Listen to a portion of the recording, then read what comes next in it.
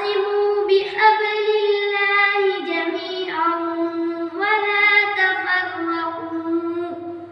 واذكروا نعمة الله عليكم إذ كنتم أعداء